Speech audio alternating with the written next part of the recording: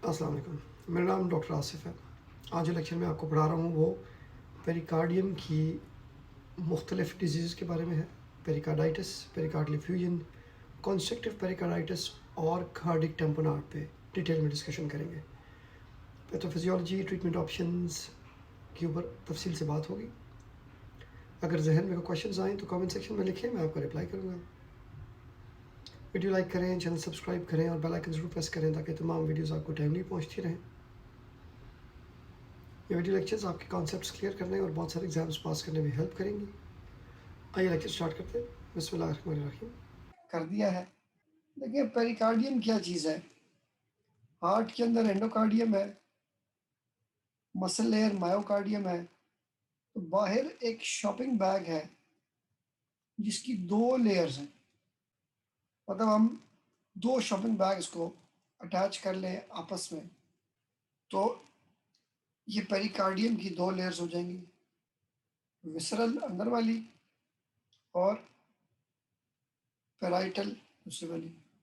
इसके अंदर थोड़ा सा फ्लूइड होता है मौजूद, थोड़ा सा फ्लूइड मौजूद होता है। मकसद क्या है इसका?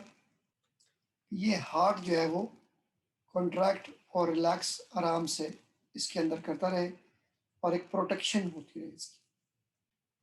अगर पेरिकार्डियम की इन्फ्लेमेशन होगी तो इसे पेरिकार्डाइटिस कहते हैं, जिसकी वजह से फ्लूइड ज़्यादा बढ़ सकता है इसके अंदर, तो फिर इसे पेरिकार्डियल एफ्यूजन कहा जाएगा। पेरिकार्डाइटिस टीबी,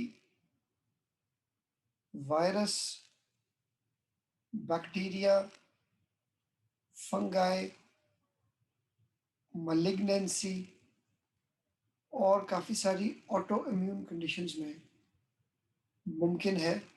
इवन यूरेनिया में मुमकिन है। यूरेनिया क्या है?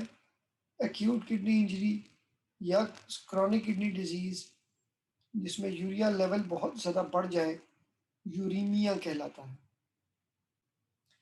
मरीज को चेस्ट पेन होगा, पेरिकार्डाइटिस की बात कर रहा हूँ, जो gets better on sitting up. ये इसकी यूनिक खास बात है, खास फीचर है। सुनाई क्या देगा आपको? पेरिकार्डियल रब सुनाई दे सकती है। पेरिकार्डियल रब क्या चीज़ है? जब दो लेयर्स पेरिकार्डियम की इन्फ्लेम्ड है तो हार्ट की बीट में जब वो आपस में रगड़ खाती हैं तो एक खास किस्म की आवाज़ आती है, जैसे लेदर की दो सरफेसेस आपस में रगड़ खाती हैं। तो ये हमें स्टेथोस्कोप से सुनाई दे सकती है। अब चूंकि मरीज को पेन चेस्ट में ही होगा तो कार्डियक एंजाइम्स नॉर्मल होंगे। ईसीजी में एसटी डिप्रेशन या एसटी एलिवेशन मिल सकता है। हार्ट के साथ जिक्र तो है ना, इसका रिलेशन तो है, मगर मेरा सवाल यह है कि कौन सी लीड्स में मिलेगा? All leads will have ST elevation usually. अगर किसी एक आधी लीड में हो, जैसे मैंने आपको पहले जिक्र किया था कि 1 एवीएल में होता तो हम इसे कहते हैं कि लैटरल वॉल का किस्कीमिया चल रहा है। 2-3 एवीएफ शो करता कि इंफीरियर वॉल है। V1 V2 सेप्टम को, V4 V5 V6 एंटीरियर को शो करता। मगर चूंकि ये सारी लीड्स में है, क्योंकि पेरिकार्डियम पूरी की पूरी हार्ट को इनकेस कर रहा है, तो चूंकि वो सारी ही लीड्स जो है ना वो हो जाएंगी, इसलिए हमें डायग्नोस्टिक क्लू मिल सकता है जिसे हम एको पे कंफर्म कर सकते हैं। एक मरीज जिसको मायोकार्डियल इन्फॉक्शन हुआ है उसे with in a few weeks pericarditis develop हो सकता है, और आफ्टर अ फ्यू वीक्स अगर होगा उस पेरिकार्डाइटिस का खास नाम है ड्रेसलर्स सिंड्रोम। ये हमें लगता है कि इम्यून मीडिएटेड है, यानी कि एंटीबॉडीज की वजह से एक डिफरेंट किस्म का चेस्ट पेन होगा। कुछ वीक्स पहले भी हो सकता है, कुछ वीक्स बाद में भी हो सकता है। बाद वाले को ड्रेसलर सिंड्रोम कहते हैं और ज़्यादातर स्टीरॉयड से पेशेंट बेहतर होता है। पेरिकार्डाइटिस का ट्रीटमेंट क्या है? पेरिकार्डाइटिस का ट्रीटमेंट है बेड रेस्ट, पेन को रिलीफ करें, आईवी फ्लूइड्स दें और कॉज को ट्रीट करें। यानी वायरस को ज़्यादा ट्रीट करने की जरूरत नहीं है, सिर्फ सिम्टोमेटिक दे दें, मगर बैक्टीरिया या ट्यूबरकुलोसिस या फंगस को ट्रीट करें। मलिग्नेंसी है तो उसको मैनेज करें, और अगर यूरीमिया है तो यूरिया और क्रेटिनिन को, यानी कि डायलिसिस की जरूरत है तो उसको ठीक करें। One of the other complications जो हो सकती हैं वो क्या है? वो है पेरिकार्डियल एफ्यूजन। अब पेरिकार्डियल एफ्यूजन के साथ क्या होगा कि जब आप हार्ट को, सॉरी, एक्सरे में देखते हैं तो वो हार्ट का साइज बढ़ा हुआ होगा, increase size of the heart हो जाएगा, ईयर शेप हार्ट कहते हैं उसको। ये आप ईसीजी पे इलेक्ट्रिकल ऑल्टरनेंस दे सकते हैं।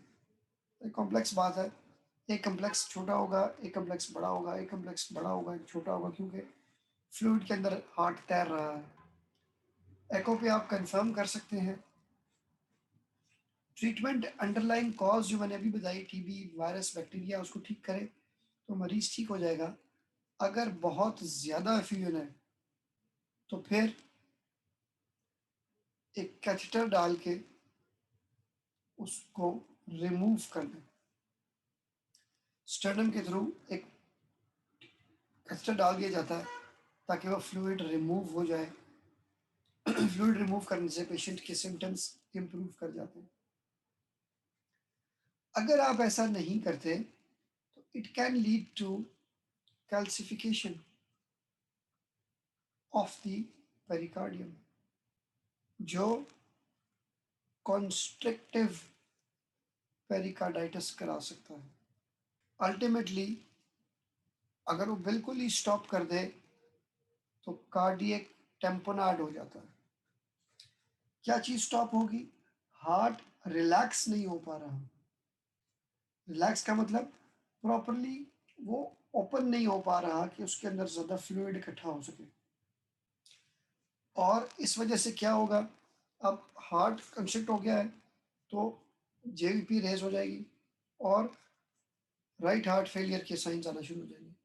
वो क्या रहा है कि ब्लड आगे नहीं जा पा रहा, वो आगे जगह ही नहीं है, उसको वो एक्सपैंड होने ही नहीं दे रहा। उसने बाहर से एग की शेल की तरह उसको एनकेस कर लिया है। इमरजेंसीज में या एक ऐसी कॉम्प्लिकेशंस में आ जाता है कि जिसका हमें ख्याल करना ज़रूरी है। एक साइन है, उसे स्मॉल साइन कहते हैं। स्मॉल साइन क्या है? नॉर्मली जो है, इंस्पायरेशन में blood goes inwards to the heart. Inspiration में the blood goes into the heart, मगर ये नहीं जा सकता, तो ड्यूरिंग इंस्पायरेशन जेवीपी कम ना होना is called as small sign. Constrictive pericarditis का तरीकाकार क्या है, ट्रीटमेंट क्या है? सर्जरी करके पेरिकार्डेक्टमी कर दी जाए। फ्लूइड को तो रिमूव करना ही करना है, मगर उसको रिमूव कर देना ही बेहतर है। अब मैंने आपको बताया कि कंस्ट्रक्टिव पेरिकार्डाइटिस के अलावा एक चीज़ है, उसे कार्डियक टेम्पोनाइड कहते हैं। पेरिकार्डाइटिस ही की वजह से अचानक से ये सारी चीज़ें हो जाएं, यानी जेवीपी ज़्यादा है, ब्लड प्रेशर कम है, फ्लूइड हार्ट में जा ही नहीं रहा, और डिक्रीज हार्ट साउंड्स है क्योंकि वो प्रॉपरली कॉन्ट्रैक्ट नहीं कर रहा, ब्लड आगे नहीं जा रहा, साइनोसिस है, पल्मोनरी एडीमा, मिल सकता है। इन पेशेंट्स में ख़ास किस्म की पल्स देखी जाती है जिसे पल्सस पैराडॉक्सिस कहते हैं। पल्सस पैराडॉक्सिस एक क्लिनिकल साइन है। इसमें हम ब्लड प्रेशर कफ को इन्फ्लेट करते हैं। जब हम उसको कफ को, आप लोगों ने ब्लड प्रेशर लिया होगा तो 120 है, 130 है, तो हम फर्ज करें कि 120 140 पे लेकर आए हैं तो 140 पे आवाज़ आना शुरू होती है। मगर अब हम उसको देखते हैं कि इंस्पायरेशन पे कब आवाज़ आ रही है और एक्सपायरेशन पे कब आ रही है। अगर हम बहुत ज़्यादा गौर से करें, अभी ब्लड प्रेशर के लिए नहीं करते, मगर अगर हम इसको गौर से सुने तो इंस्पायरेशन पे और एक्सपायरेशन पे एक फ़र्क होता है, एक डिफरेंस होता है दरमियान में। अगर ये difference more than 10 millimetres of mercury हो जाए तो इसे पल्सस पैराडॉक्सिस कहते हैं। मरीज को ऑक्सीजन दें, आईवी फ्लूइड्स थोड़ा दे सकते हैं बोलस में, क्योंकि बहुत ज़्यादा आप नहीं दे सकते। एको करते हुए फ्लूइड रिमूव करें और कोई सोल्यूशन नहीं है, वरना पेरिकार्डियम को ही रिमूव किया जा सकता है। अगर रिमूव करने में टाइम लगेगा, अभी फ़ौरन नहीं कर सकते किसी भी वजह से, तो आप एक शंट बना सकते हैं। हार्ट के अंदर फ्लूइड है तो इसको एक निकाल के ना ट्यूब सी आप पेरिटोनियम में डाल दें, उसे कहते हैं पेरिकार्डियो पेरिटोनियम शंट। ये था आज का लेक्चर। उम्मीद है आपको वीडियो पसंद आई होगी। अगर जहन में क्वेश्चन आए तो कमेंट सेक्शन में लिखें, मैं आपको रिप्लाई करूँगा। वीडियो को लाइक करें, चैनल सब्सक्राइब करें और बेल आइकन ज़रूर प्रेस करें ताकि तमाम वीडियोस आपको टाइमली पहुंचती रहें।